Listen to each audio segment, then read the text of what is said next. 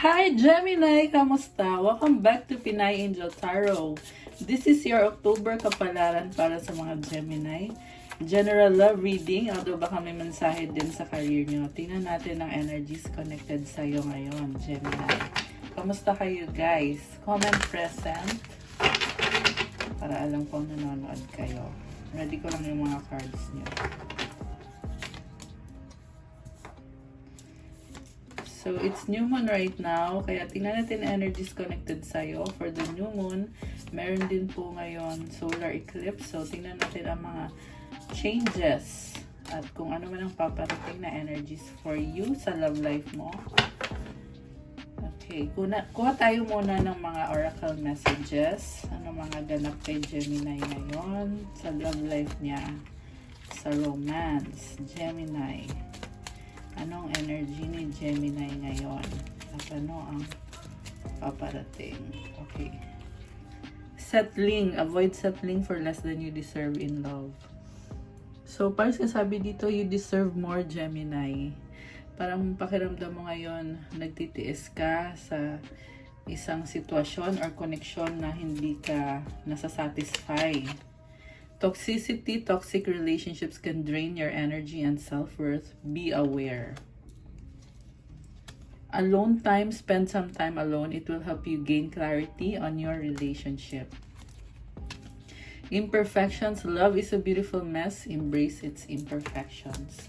So, meron kang pinagdadaanan ngayon. Individuality. Be wary of possessive partners. Maintain your individuality. Okay, one more. Connection. Love is the bridge connecting souls. Cherish these connections. Okay, gusto ko pang kumuha ng isa pa, guys. The X. Oh my gosh. Healing from past heartbreak takes time. Be patient with yourself. So, dalawang scenario yung nakikita ko dito eh. Merong isang toxic na situation at merong bagong bridge na nagbubukas para sa'yo. Kailangan mo ng healing at kailangan mo ng time para mag-recover. Ayan, settling.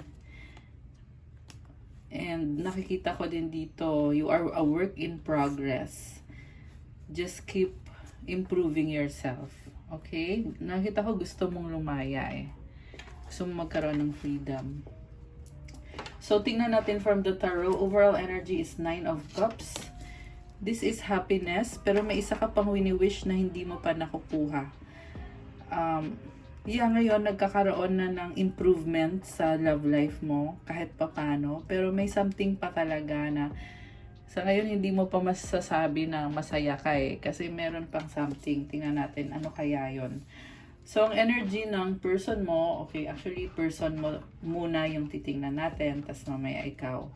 So, Ace of Elixirs, 3 of Cups, 3 of Pentacles, 10 of Pentacles, and the Star.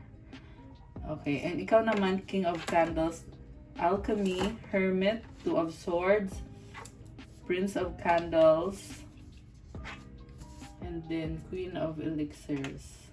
Oh, okay.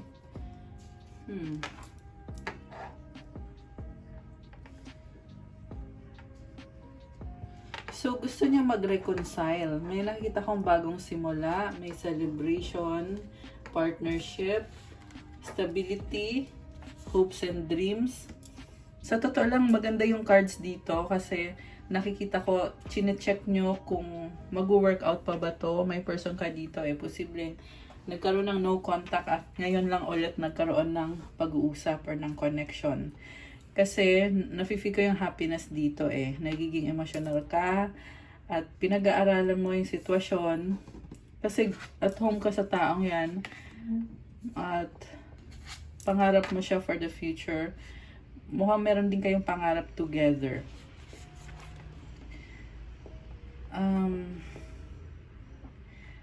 Gusto mong magkaroon ng harmony sa inyo. May nakita kong third party connection. Ang daming number 3 dito eh. So, parang gusto mo mag-merge yung mga partnership. Siguro gusto mo magkaayos lahat. May nakita kong twin flame connection at soulmate connection and then merong karmic connection. So, siguro gusto mo magkaayos kayong lahat. Parang ganun yung nafe-feel ko dito. So, pero tingnan pa natin. Yung person mo is, okay. So, baliktad, no? Yung person mo yon. Tama ba? Actually, roles can be reversed, guys. So, pwede nyo i-apply kung kanino mag-a-apply yan. So, dito na tayo sa cards mo. Gusto mo mag-take a big step para mag-reconcile kayo ng taong to at pinag-aaralan mo mabuti. Ano bang kailangan mong gawin, dapat mong gawin. Kasi natatakot kang baka i-reject ka nitong person na to na alam mo na yung person na to is konti na lang yung pagmamahal niya sa'yo. Pero dati na kayo nagkaroon ng malalim na connection. Pero ngayon parang kasi Prince of Candles and Queen of Elixirs, parang feeling mo ngayon maliit lang yung chance na tatanggapin ka niya ulit sa buhay niya. Pero iti-take mo yung chance na yun, i-grab mo yung chance na yun, ayaw mong mawala siya ng tuluyan sa'yo. Alchemy, you are manifesting and talagang gusto mo na makuha ang loob ulit ng taong to. You are about to take action, King of Candles, pero pinipili mo muna na wag na lang sabihin kung ano yung plans mo kasi may struggle ka pa dito with this Hermit card na kailangan mo munang tanggalin itong problem na to. Maaaring connected sa work, sa family, sa pera. May nakita kong dagat dito, so yung iba siguro magkalayo, kaya merong travel involved.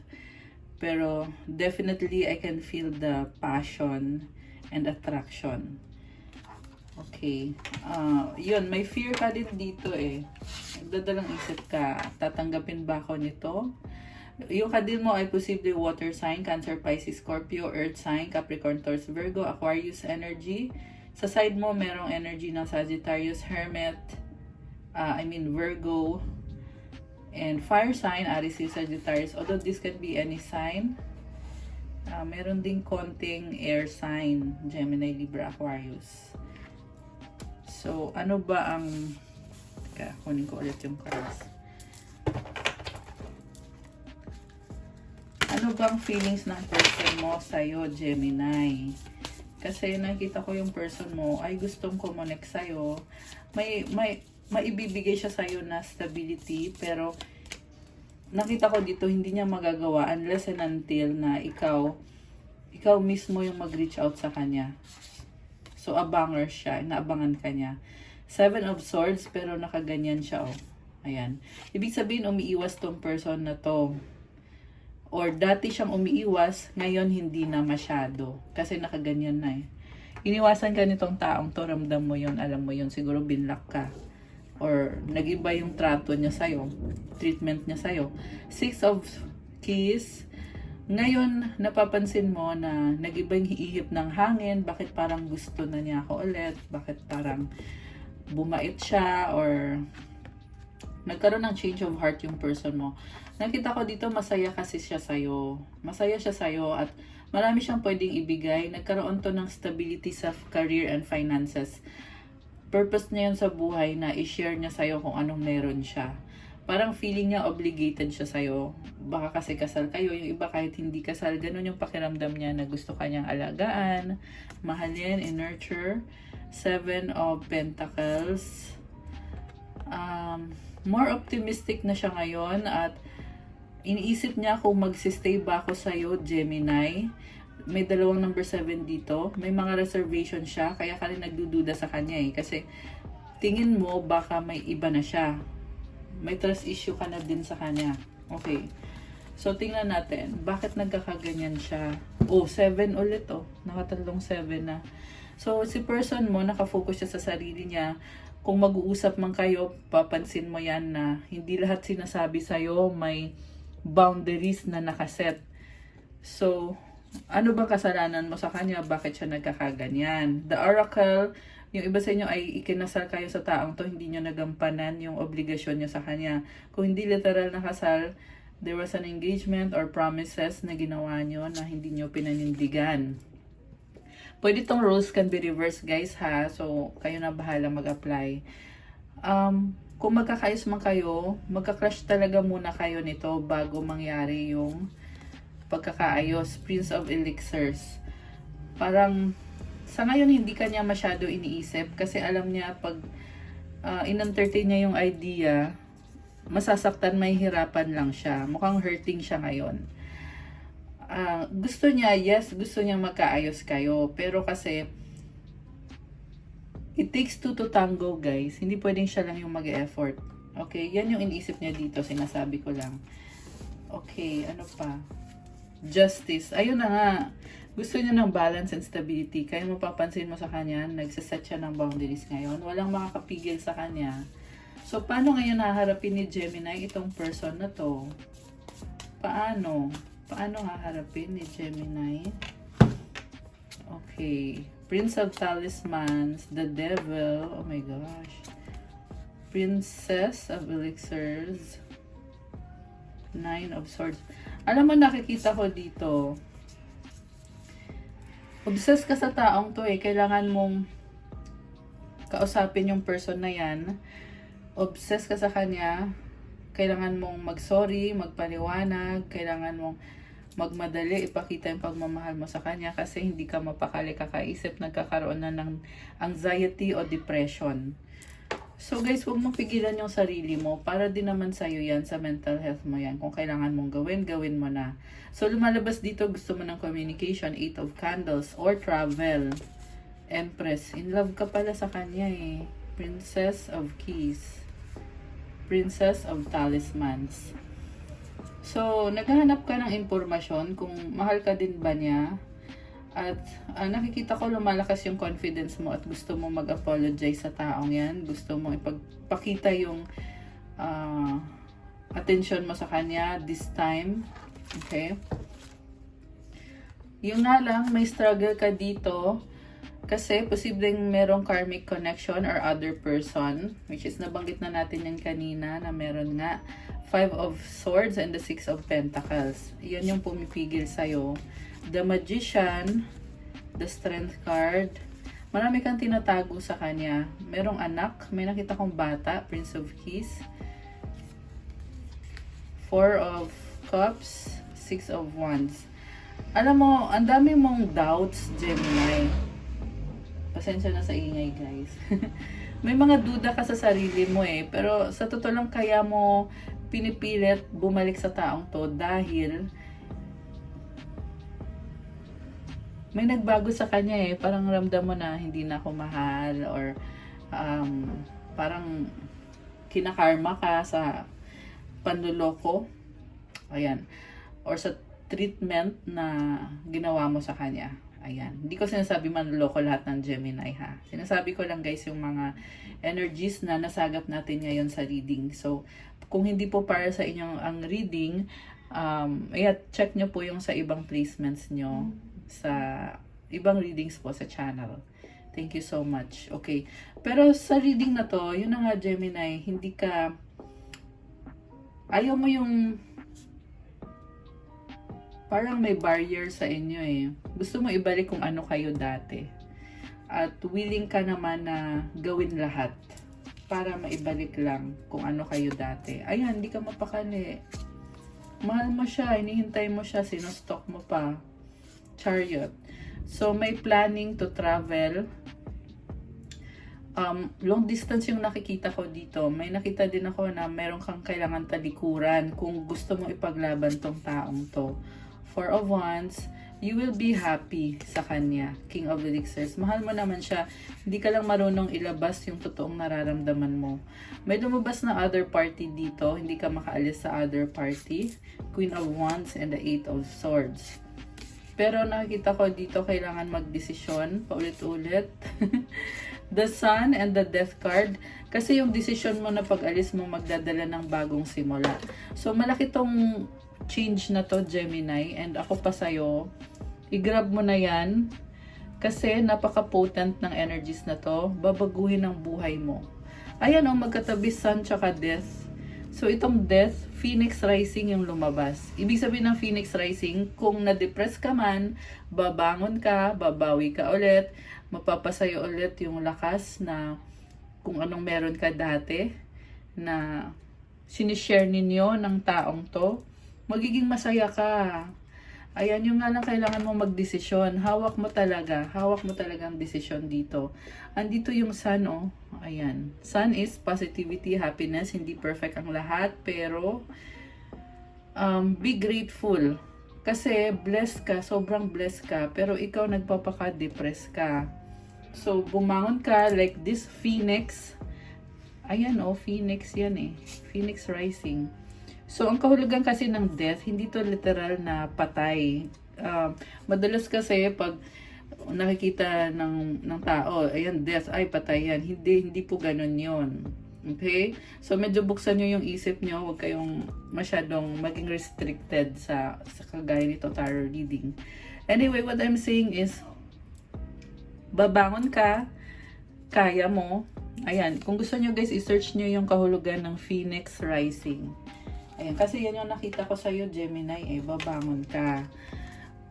Ace of Keys and the Queen of Talismans, you want to follow your heart, you want to do something para makabawi ka. Okay, tingnan natin, kasi attracted ka pa rin sa kanya. Hindi mo ma-deny yun na pinapantasya mo tong taong to. Sorry sa word. Yan kasi yung nakita ko guys eh, na dama mo yung passion with this person, Queen of Keys. Nasaktan ka naman pala nung iniwanan ka niya. The universe, tumutulong sa'yo sa universe. Basta lumaban ka, nasasaktan ka eh. Merong options na lumabas dito. So, it's a matter of making a decision to stick with your options or to choose this person. Alam mo, nakita ko yung person mo, may other options na tinitingnan ngayon. So, misteryoso or misteryosa yung taong ka-deal mo. Medyo may galit pa siya sa'yo. Guarded siya ngayon. Pero gusto niya magsimula kayo ulit. Hinihil niya ngayon ang sarili niya dahil sa sakit na pinagdaanan niya. Kasi nagka-burden siya dito. Nakafocus siya sa finances niya. Pero habang nag-work siya, daman niya yung lungkot at yung nostalgia na mimiss ka niya. Pero palaban tong person mo, magnum opus card. Yung nga lang, wala siyang magagawa sa sitwasyon, kaya nalilito din siya, nakaka-feel siya na malungkot. Oh, okay. Alam mo, lumabas dito, attracted din siya sa'yo. The Lovers, oh my gosh. New beginning. The Seeker. Ikaw lang hinihintay niya. Hindi kayo nagkakaunawaan ngayon. Pareho niyo gustong isa't isa. Fortuna and the Tower. Yung mga malalaking changes na yan ay, ano yan, parang shocking, pero magdadala ng malaking pagbabago to. Ayan, andito yung Tower. King of Keys, gamitin mo yung utak mo, lumaban ka. Huwag kang sumuko agad-agad. Kailangan i-work out, kailangan ng effort para mag-work itong connection na to. At magtatapos yung cycle na kung saan merong trust issues at merong third party. Magtatapos yan kung gagawin nyo yung desisyon. I love it. Naubos natin yung buong tarot deck. Ano mga gustong sabihin? Okay. Kuha tayo ng mga mensahe. Anong mga gustong sabihin mo sa kanya at gustong sabihin niya sa'yo? Tingnan natin ha.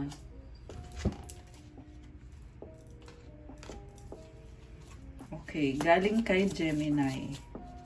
Anong gustong sabihin ni Gemini kay person? I can't take it anymore. This love is crazy. Okay. Ano pa ang mensahe ni Gemini kay person? I can't make a decision. Ayun, ito yung kailangan mong harapin sa ngayon. Pag na ayos mo na to, magsusunod-sunod na yan. You are so different from everyone around me. So, special, kakaiba yung taong nakilala mo. Kaya ka nga nagkagusto sa kanya eh, di ba? Ano naman ang sasabihin niya sa'yo?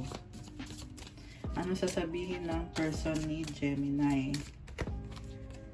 It is all too much. Ayan, parang ayaw na niya, na-overwhelm siya. Ano pa? You were right.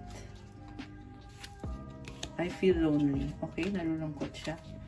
They have hurt me. Nasasaktan siya. It is dark without you. Okay.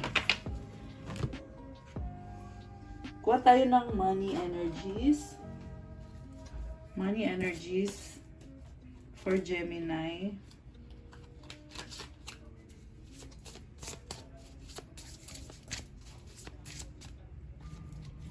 Flexibility, adapt slowly by using versatility.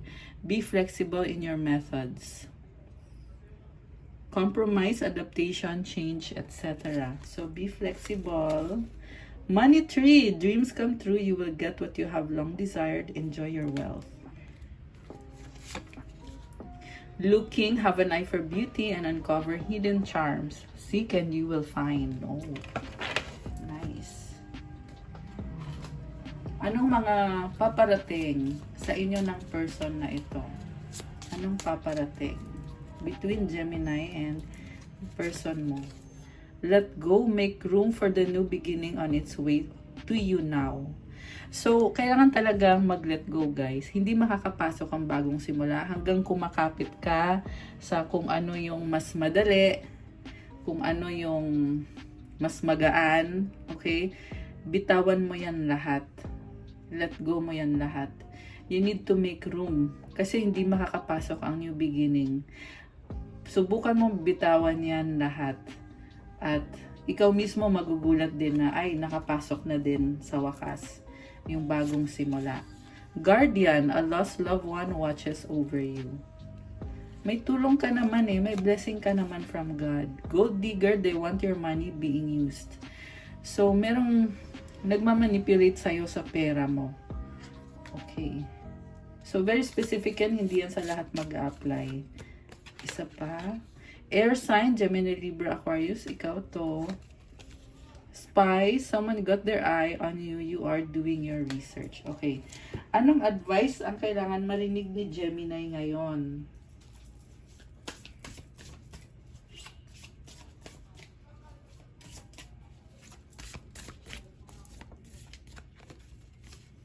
Seek healing, healing moon. Basahin natin galing sa libro.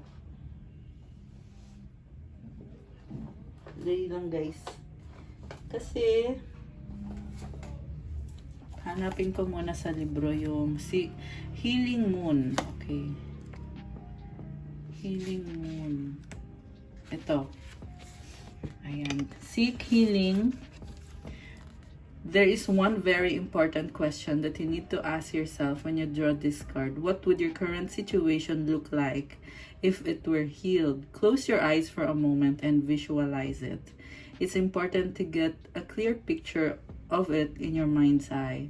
Drawing this card suggests you're in a situation that needs healing, and that healing has actually started. However, you have to believe in the process to complete it. What might be very painful now may become much easier quite soon. The most important thing is to do work through your emotions rather than denying them. That is how healing will be brought about. Talk through issues, work on your chakras will also help. Cleaning out any emotional or energetic debris in your aura. To do this, simply put on something uplifting, music. Sit, close your eyes, and imagine yourself under a column of blue and gold healing light. Set the intention that your energies and the situation you're asking about will be healed. Healing is at hand. Additional meaning for this card, anything can be healed. Hold the vision of this situation being healed. Make I am healed, my life is healed. And so it is, your motto. Better days are coming soon. Heal your feelings, heal your life. About this symbol, there's something very healing about the moon. Perhaps it's her consistency, or perhaps, as the saying goes, it's because she shows us that it's okay to go in cycles. Isa lang yan sa mga cycle mo, Gemini, pero you have to survive. Kaya ikaw, tulungan mong sarili mo. Okay? Yan ang sinasabi sa'yo. Pwede nyo i-screenshot to para mabasa nyo ulit. Ayan, screenshot nyo na, guys. And marami kasi hindi aware about sa cleaning of the chakras So, you can use a crystal. Kung wala ka pang crystal, tingnan mo sa Instagram ko. Pangtanggal yun ng mga negativity sa energy mo. Susuot mo lang siya. Kasi mafe-feel mo na kinokorek ka Kasi yung mga tao, merong mga energy yung mga energy talaga hindi natin nakakita yan. Meron positive, meron negative. Pag sumobra yung negative, yan yung nagkakos ng mga stress. So, pag suot mo yung crystal, binibigay niya sa'yo yung positive na energy niya. Para yun yung maging energy mo, mapalitan kung ano man yung hindi maganda dyan. So, tingnan nyo na lang sa Instagram ko, okay? Yung mga nangangailangan po, message na lang po kayo. Okay guys, that's all for you, Gemini, para sa yung October kapalaran. Thank you for watching. Please like the video, comment kung nag-resonate ba or kung ilang percent nag-resonate. Kung 100%, 50%, or kahit 10%, comment nyo pa rin. Kahit 1%, ilagay nyo dyan.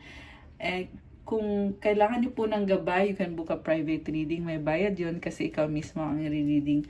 Tingnan nyo na lang sa description box. Andyan po yung contact details. Also, please support my Instagram. And if you want to start your crystal journey, may mga crystals that will help you unblock your chakras, remove blockages, manifest better. Merong for calming, for self-confidence, attract love, attract money, wealth, prosperity, abundance, focus, mental clarity, vitality. Marami pang iba guys. So, tingnan nyo na lang po doon at pa-follow na din po to show your support. Thank you, Gemini! Have a good day. God bless you all. Stay safe. I'll see you again soon. I love you guys. Bye!